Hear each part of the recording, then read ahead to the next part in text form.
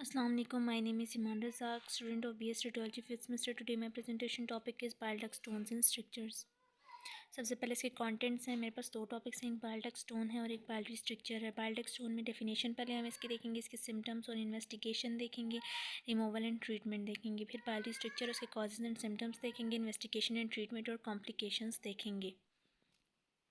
सबसे पहले definition of bile duct है कि बाइल डक्ट क्या होती है। बाइल डक्ट एक सीरीज़ ऑफ थिन ट्यूब, एक थिन ट्यूब है जो लिवर से स्मॉल इंटेस्टाइन तक एक्सटेंड करती है, जैसे कि इस पिक्चर में भी दिखाया हुआ है। लिवर से स्मॉल इंटेस्टाइन तक कॉमन बाइल डक्ट जो है वो एक्सटेंड कर रही है। इसके अलावा सिस्टिक डक्ट भी है, पैंक्रियाटिक डक्ट भी है, लेकिन हमारा मेजर जो फोकस है वो कॉमन बाइल डक्ट और उसकी स्टोन्स पर है।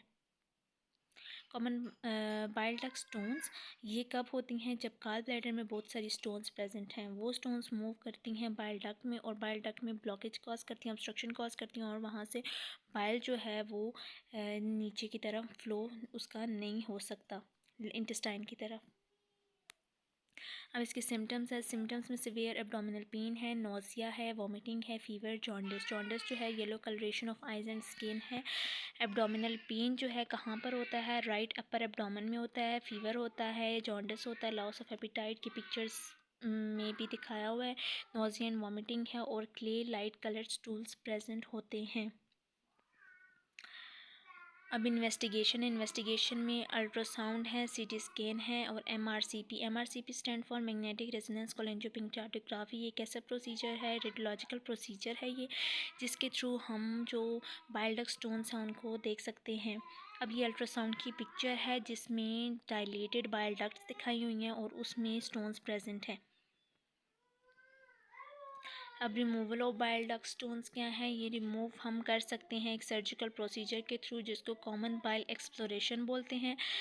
कॉमन बाइल एक्सप्लोरेशन क्या होती है? ये वो प्रोसीजर है जिससे हम कोई भी स्टोन है जो ब्लॉक कर रही है बाइल के फ्लो को लिवर और गॉल ब्लैडर से इंटेस्टाइन की तरफ, तो उसको देखने के लिए जो प्रोसीजर परफॉर्म करते हैं वो कॉमन बाइल डक्ट एक्सप्लोरेशन है।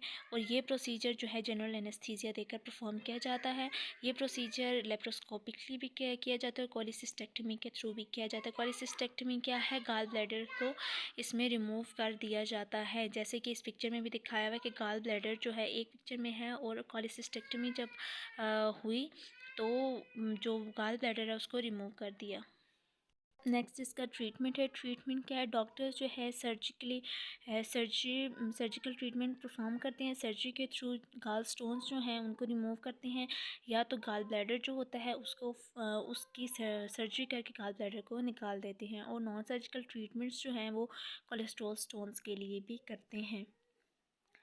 अब ये एक इमेज है जिसमें दिखाया हुआ है कि गाल ब्लैडर जो है उसमें स्टोन्स प्रेजेंट हैं और वो कॉमन बाइल डक्ट में उसका फ़्लो हो रहा है, वो मूव कर रही हैं, फ़्लो नहीं मूव कर रही हैं और उसकी मूवमेंट जो है वो ऑब्स्ट्रक्शन कॉज कर रही है कॉमन बाइल डक्ट में, और जो इसकी ब्लॉकेज है उसकी वजह से पेन और जॉन्डिस कॉज हो रहा है।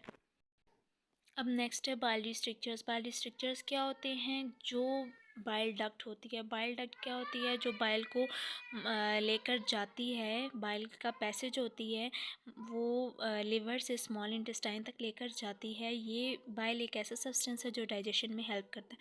अब बाइलरी स्ट्रक्चर क्या होता है? ये एबनॉर्मल नर्विंग होती है। कॉमन बाइल डक्ट की नर्विंग को हम बाइलरी स्ट्रक्चर बोलते हैं। नेक्स्ट इसकी इन्वेस्टिगेशन में क्या होता है? ब्लड टेस्ट परफॉर्म किए जाते हैं लिवर के लिए और बाइलरी एंजाइम्स के लिए। फिर इमेजिंग टेस्ट परफॉर्म किए जाते हैं डायग्नोस करने के लिए, जैसे अल्ट्रासाउंड है, सीटी, एमआरआई है, वो परफॉर्म किया जाता है। वो टेस्ट इमेजिंग टेस्ट होते हैं। अब सिम्टम्स हैं इसके। सिम्टम्स क्या हैं? इसके सिम्टम्स जो बाइल डक्ट स्टोन्स हैं उसके साथ मैच करते हैं, जैसे पेन है right side of the abdomen, chills and fever है, इचिंग है, जॉन्डिस है, ग्रे और पेल कलर्ड स्टूल्स हैं। बाइल डक्ट स्टोन्स जो होती हैं वो बाइल डक्ट में जो स्टोन्स प्रेजेंट होती हैं उसको बोलते हैं, और जो स्ट्रिक्चर्स होते हैं उसमें नर्विंग, जो बाइल डक्ट की जो नर्विंग होती है उसको हम स्ट्रिक्चर्स बोलते हैं। ये इन दोनों में मेन डिफरेंस हैं। उसके बाद कॉम्प्लिकेशंस हैं। कॉम्प्लिकेशन में क्या है कि जो गाल ब्लैडर होती हैं और development of stones in gall bladder and bile duct proximal to the structure से पहले क्या होता है? स्टोन्स बनना शुरू हो जाती हैं गाल ब्लैडर में या बाइल डक्ट में, ठीक है। और वेट लॉस हो जाता है, माल न्यूट्रिशन, न्यूट्रिशन की डिफिशिएंसी हो जाती है, और fat soluble vitamin deficiency, vitamin की भी डेफिशिएंसी हो जाती है। ये इसकी कॉम्प्लिकेशंस हैं बाइलरी स्ट्रक्चर्स की। अब इस इमेज में भी डिफरेंट डायमीटर से स्ट्रक्चर्स दिखाए हुए हैं। आप ये देख सकते हैं कि सीवीडी में डायमीटर है 1.5 mm का, और जो स्टीनोसिस है उसमें सीएचटी में उसमें 1 mm का है स्ट्रक्चर। अब नेक्स्ट इसके कॉजेज़ हैं। कॉजेज़ ये किन वजूहात से बाइल स्ट्रक्चर्स होते हैं। ये किस वजह से होता है कि ड्यूरिंग सर्जरी अगर हम गाल ब्लैडर को हमने डॉक्टर्स गाल ब्लैडर को जब रिमूव करते हैं तो उसके दौरान कोई भी अगर इंजरी होती है, बाइल डक्ट को कोई इंजरी होती है, तो उससे बाइल स्ट्रक्चर्स कॉज होते हैं।